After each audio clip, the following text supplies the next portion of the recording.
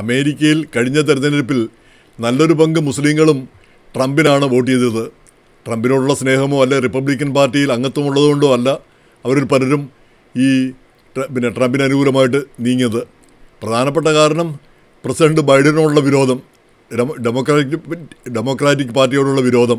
കാരണം അവർ ഈ യുദ്ധത്തിന് ഇസ്രായേലുമായിട്ട് ഹമാസുമായിട്ടുള്ള ആ ഘോര യുദ്ധം നടക്കുന്നു ഇസ്രായേൽ. അപ്പോൾ ഇസ്രായേലിന് അനുകൂലമായിട്ട് അമേരിക്ക ആയുധങ്ങളും സഹായവും എല്ലാം എത്തിക്കുന്നു. അപ്പോൾ അതിനുള്ള നീരസം പ്രകടിപ്പിച്ചതാണ് അവരിൽ പലരും. പക്ഷേ സംഭവിച്ചതെന്താണെന്ന് നമുക്ക് പിന്നീട് അറിയാം.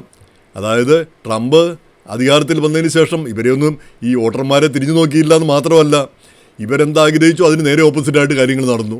ഈ ബൈഡനൊക്കെ ഈ ഹമാസിനെ ഇസ്രായേലിനെ സഹായിച്ചു എന്ന് പറഞ്ഞാൽ കൂടി ഇസ്രായേൽ ആവശ്യപ്പെട്ട പ്രകാരമുള്ള ബോംബുകളും അതുപോലുള്ള കാര്യങ്ങളൊന്നും കൊടുക്കാനായിട്ട് താല്പര്യം കാട്ടിയില്ല. അത് വിസമ്മതിക്കുകയാണ് ചെയ്തത്. നേരെ മറിച്ച് ട്രംപ് ഇസ്രായേലിന് അനുകൂലമായിട്ട് ആദ്യം മുതൽ തന്നെ അതിശക്തമായിട്ട് ഇസ്രായേലിൻ്റെ പിന്നിൽ അണിനിരന്നു.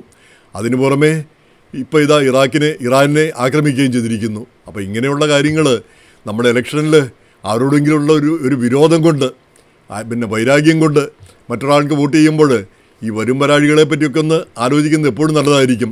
നമ്മൾ ഈ വോട്ട് ചെയ്യുന്ന ആളുകൾ നമ്മൾ വിചാരിക്കുന്ന രീതിയിലായിരിക്കുമോ അവർ പ്രവർത്തിക്കാൻ പോകുന്നത്. അപ്പോൾ അതെപ്പോഴും ശ്രദ്ധിക്കേണ്ട ഒരു കാര്യമാണെന്ന് തോന്നുന്നു. ആരോടെങ്കിലുള്ള വിരോധം, ഇപ്പം മുസ്ലിം വിരോധം അല്ലെങ്കിൽ BJP വിരോധം, ഇതിൻ്റെയൊക്കെ പേരിൽ അങ്ങനെയാണ് നമ്മുടെ വോട്ട് ചെയ്യുന്നതെങ്കിൽ അതൊന്ന് ശ്രദ്ധിക്കേണ്ട ഒരു കാര്യമാണ്. വിരോധമല്ല നമ്മളെ നയിക്കേണ്ടത്. നമ്മൾ വോട്ട് ചെയ്യുന്ന ആൾ അവർ ഭാവിയിൽ എങ്ങനെയായിരിക്കും, ഏത് രീതിയിലായിരിക്കും പെരുമാറുന്നത്, അവരെ ഏത് രീതിയിൽ നമുക്ക് സ്വാധീനിക്കാൻ കഴിയും എന്നുള്ളത് അതായിരിക്കണം നമ്മളെ നയിക്കേണ്ട ഒരു കാര്യമെന്ന് എനിക്ക് തോന്നുന്നു. അപ്പോൾ നമ്മുടെ വിരോധത്തിൻ്റെ പേരിൽ വോട്ട് ചെയ്താൽ പിന്നീട് കാര്യങ്ങൾ കൈവിട്ടു പോയി എന്ന് വരും. ഇപ്പം മലയാളത്തിൽ തന്നെ നല്ല ചൊല്ലുകളുണ്ട്. പാമ്പാണേലും പഴയതാണ് നല്ലത് എന്ന് പറഞ്ഞാൽ നമുക്കറിയാവുന്നത്. ചെകുത്താൻ a devil known is better than a devil unknown. അറിയാവുന്ന ഒരു ചെകുത്താനാണ് അറിയാത്ത ഒരു ചെകുത്താനേക്കാൾ നല്ലത്. അതേസമയം തന്നെ അറിയാവുന്ന പോലീസുകാരനാണെങ്കിൽ 2 ഇടി കൂടുതൽ തരും എന്നും വേറെ ചൊല്ലുണ്ട്. അപ്പോൾ ചൊല്ലുകളിങ്ങനെ പലതുണ്ട്. പക്ഷേ എങ്കിൽ കൂടി നമുക്കറിയാവുന്നതും ഇവരിന്ന രീതിയിലാണ് അവരുടെ ഒരു പാസ്റ്റ് പെർഫോമൻസ് അതെങ്ങനെയായിരുന്നു എന്നുള്ളതിനെപ്പറ്റി ഒരു ഏകദേശ ധാരണയുള്ളതും അങ്ങനെയുള്ളവരെയാണ് നമ്മൾ ഇലക്ഷനിൽ ജയിപ്പിക്കേണ്ടത്. അങ്ങനെയുള്ള പാർട്ടികളെയാണ് ജയിപ്പിക്കേണ്ടതെന്ന് എനിക്ക് തോന്നിപ്പോകുന്നു. അപ്പോൾ കേരള ഇലക്ഷന് മുമ്പ് ഇനിയിപ്പോൾ അധികം ദിവസങ്ങളൊന്നുമില്ല. ഒന്നാലോചിക്കേണ്ട കാര്യമാണ്. നമ്മുടെ വിരോധങ്ങളും വൈരാഗ്യങ്ങളുമല്ല തീരുമാനിക്കേണ്ടത്. നമ്മുടെ ബുദ്ധി അനുസരിച്ച് വേണം നമ്മൾ ചിന്തിക്കാനായിട്ട്. അപ്പോൾ അതുപോലെ തന്നെ നമുക്കറിയാവുന്ന ആളുകൾ, നമുക്കറിയത്തില്ലാത്ത ആളുകൾ, പുതിയ ആളുകൾ അത് ചെയ്യാം ഇത് ചെയ്യാം എന്നൊക്കെ പറഞ്ഞു കഴിഞ്ഞാൽ എന്താണ് അതിന് ഉറപ്പുള്ളത്?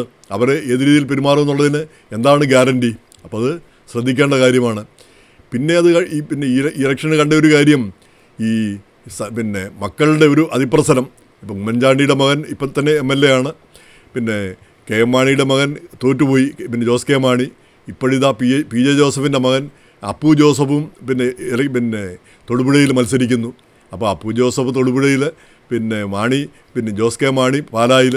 ഇങ്ങനെ ഈ മക്കൾ മത്സരിക്കുന്നത് വസം പറഞ്ഞാൽ ഒരു അലോസരപ്പെടുത്തുന്നു. ഈ മക്കൾ മത്സരിക്കാനും മക്കളല്ലാതെ വേറെ ആരുമില്ലേ ആ പാർട്ടികളിലൊന്നും മത്സരിക്കാനായിട്ട്. അല്ല, ഈ മക്കളുടേതാണോ ഒരാൾ പാർട്ടിയിൽ പ്രവർത്തിച്ചു കഴിഞ്ഞാൽ ആ പാർട്ടിയും അതിൻ്റെ അവകാശങ്ങളും എല്ലാം മക്കൾക്കാണോ കൈമാറേണ്ടത്? അപ്പോൾ ഈ ജോസ് കെ മാണിയെയും അബു ജോസഫിനെയും ഒക്കെ ജയിപ്പിക്കണോ വേണ്ടയോ എന്ന് ഒന്നുകൂടി ഒന്ന് ആലോചിക്കുന്നത് നല്ലതാണ്. ഈ മക്കളുടെ ഒരു പ്രസക്തി എനിക്ക് മനസ്സിലാവുന്നില്ല. അവരോട് യാതൊരു വിരോധമില്ല, അവർ മിടുക്കരായ ആളുകൾ തന്നെ.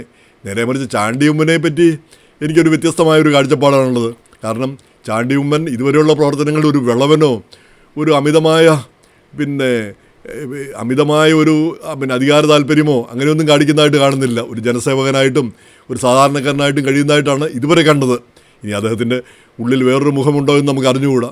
അപ്പം ആ ഒരു വ്യത്യാസം ഇപ്പോൾ അമേരിക്കയിലെ പിള്ളേരെയും നാട്ടിലെ പിള്ളേരെ പറ്റി നമ്മൾ വ്യത്യാസം പറയാറുണ്ട്. അമേരിക്കയിലെ പിള്ളേരൊക്കെ ആ സീതാസാദാ ആളുകളാണ്. നേരെ വാ നേരെ പോ, ഈ കള്ളത്തനം അങ്ങനെയുള്ള ആ തകൃതം വികൃതം ഒന്നും അവർക്കില്ല. നേരെ മറിച്ച് ഇന്ത്യയിലെ പിള്ളേർ ആ തകൃതവും വികൃതവും ഒക്കെ കൊണ്ടാണ് അവർ നിൽക്കുന്നത്. കാരണം അതില്ലാതെ പറ്റില്ല. ഓരോ സ്ഥലത്തും ഓരോ രീതി എന്ന് പറഞ്ഞാൽ ഈ തകൃതവും വികൃതവുമുള്ള രാഷ്ട്രീയക്കാരെയല്ല നമുക്ക് വേണ്ടത്. സാധാരണക്കാർ അങ്ങനെയുള്ള ആളുകളാണ് വേണ്ടത്. അതുപോലെ തന്നെ ഈ മക്കളുടെ രാഷ്ട്രീയം അതത്ര നല്ലതാണെന്ന് തോന്നുന്നുമില്ല. മക്കളല്ല വരേണ്ടത്, യോഗ്യതയുള്ളവർ. അത് പ്രധാനപ്പെട്ട ഒരു കാര്യമായിട്ട് ഈ ഇലക്ഷനിൽ ചിന്തിക്കേണ്ടതുമുണ്ട്. എന്തായാലും ഈ ഇലക്ഷനിൽ ഒരു മാറ്റമുണ്ടാവട്ടെ, പിന്നെ മാറ്റമുണ്ടാകുന്ന രീതിയിൽ ആവട്ടെ ഇതിൻ്റെ ഫലങ്ങളെന്ന് നമുക്ക് ആശിക്കാം.